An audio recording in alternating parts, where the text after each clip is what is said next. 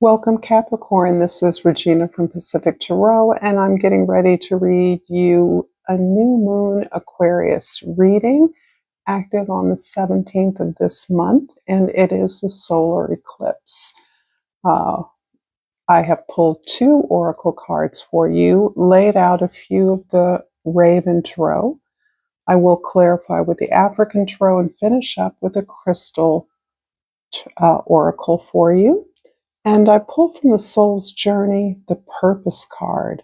I know what I am here to do.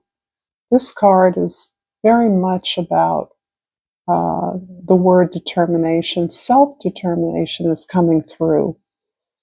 It's not enough, Capricorn, for you to have purpose.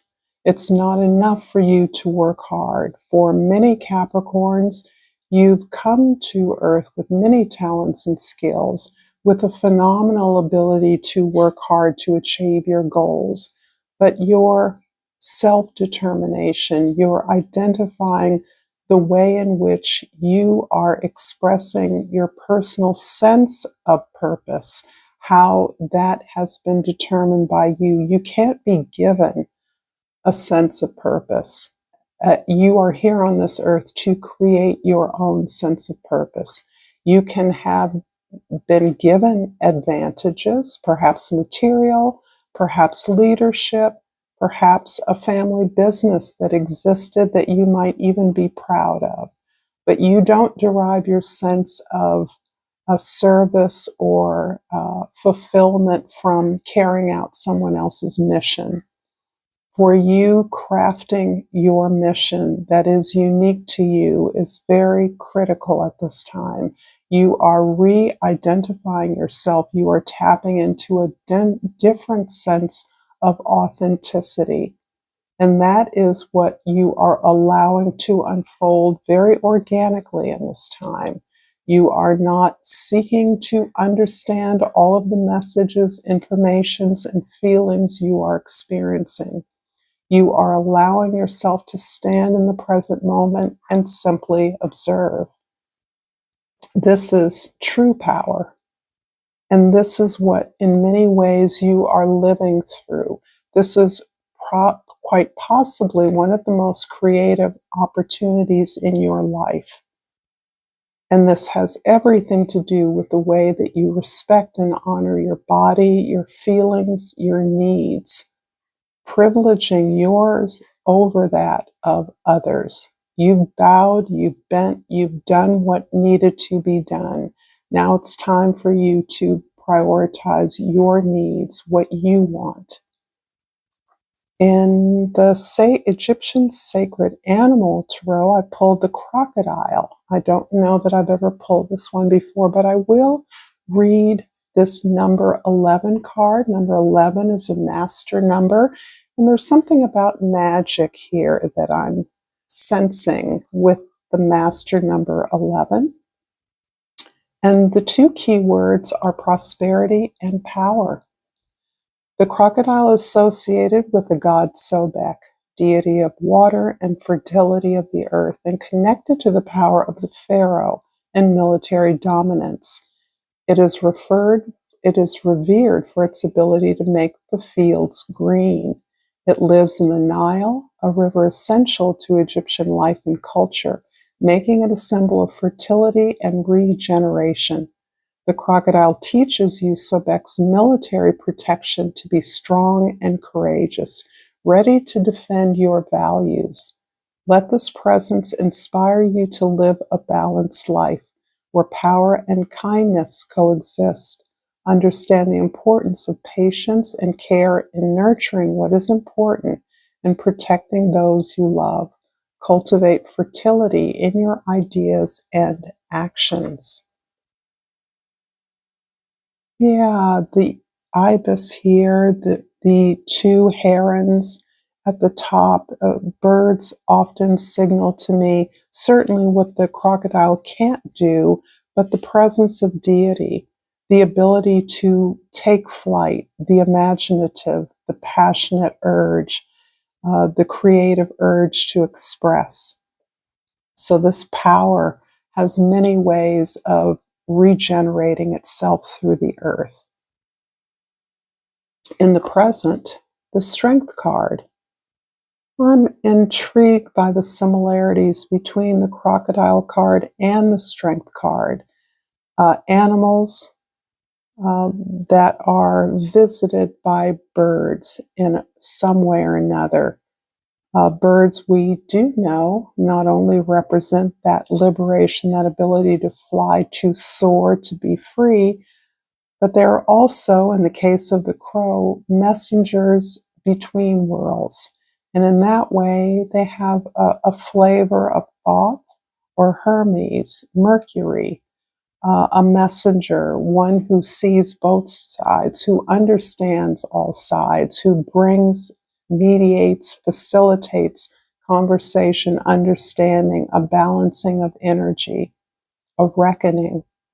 So the Strength card here is really talking about, I feel, a really long-standing healing process, one in which you had to build your sense of courage, self-esteem, confidence up in order to meet this purpose that can look like having had many challenging experiences, feeling defeated, failing many times, getting back up, and knowing in your heart of hearts that you are successful. The ability to rebound, to be resilient from each failure is what grows your confidence. The getting back up is what gives you confidence that you are on indeed a very divine path. In the past, this Chariot, wow. Yeah, this healing process has a lot to do with your honoring your needs. I feel the Chariot card here is pointing to a past in which you have been learning to not allow yourself to be distracted by the needs of others. Because of your capacity as a caregiver, protector, one who is willing to take responsibility for others or even a family, a community, it has been a long practice and it continues to be part of your healing theme or thread in this time. The building up healthy boundaries so that you protect your sacred space in order to do what it is that you are here to do. It's taken you a lot of learning the confidence through difficulty, through challenges, the growing of your heart, the expansion of your heart that holds more and more of a sense of commitment to an alternative world, a better world, a world that you uniquely understand and can grasp, and that you're allowing yourself the power of focusing on that vision, giving yourself the silence, the space to move forward clearly towards the sense of authentic purpose, a specific goal. This can be anything from building a business, elevating yourself at your place of employment, moving towards a new home or a new location, learning to serve your audiences in new ways. In the future, we have the Ten of Wands. And interesting how the emphasis again is on healing. The 10 indicating the very change that the new moon in Aquarius is describing. This is about the alternative world that we are allowing ourselves to envision, to hold, just as we are on the cusp of moving into a new way to learn, to grow, to open ourselves up to new levels of communication and information, new ways of sharing that. How do we regulate that so it helps us to focus on our goals and to not be confused and overwhelmed? And one of the concrete ways you are now able to do that as a result of this healing pushing distractions away is by releasing a former set of obligations that include beliefs, ideas, inspirations that were in alignment with taking care of others, providing for a community, a family, being the boss at your job, managing the success of others. This is something you are now releasing, and it's taken a very, very long time. You're far from over, and you know that. You understand that you are human, no matter how special your purpose, no matter how passionate or committed you are. You understand that you have made mistakes, you will make mistakes, you are human, and you're not afraid of that anymore because you're not doing this for others now, you're doing this for yourself. And that changes everything. You can be compassionate towards yourself and still understand that this phenomenal release of obligations, responsibilities is engendering a deep need for rest. There is real exhaustion that you are dealing with, not only as a result of the current cultural or social environment we're in, but because there is so much information that you don't have words for, that you have never experienced before. This is beyond understanding. This is you being open to the information that is available without judging it, without even determining where it all will go, how it fits, but allowing yourself to be in it without responding, reacting, or replying in any way, but allowing yourself to rest, to allow yourself to absorb this in your cells, in your body. I hope this reading is resonating for you, Capricorn. If it is, please like, share, subscribe to my channel. And thank you to all of you who drop me comments, which I always welcome, who share your love and support for me. So thank you all. I'm going to clarify, starting with the past. The Chariot card is clarified by the Three of Swords and the Five of Wands. Yeah. For some of you, this ability to focus on what it is that you really desire, what the space even to cultivate your desires. This has been a long challenge for you, moving your responsibilities and obligations out of the way, responding, setting up boundaries to those who just know you're the person who's going to help them. You're the person who's always helped them. You've always been there, and learning to let that go because you see patterns. You see patterns in your own responsiveness to situations that I've just named. So understanding this pattern of behaviors within yourself, you now get it. You get to choose differently. This pattern of responding, taking care of others has caused you immense pain.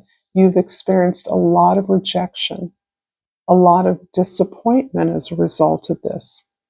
And it has wounded you. It has actually stopped you cold in your tracks. Something you give so naturally has been denied you at some level. But instead of pulling into your shell, you've matured sufficiently so that you understand the way to resolve this sense of heartbreaking is your continued effort in your relationships.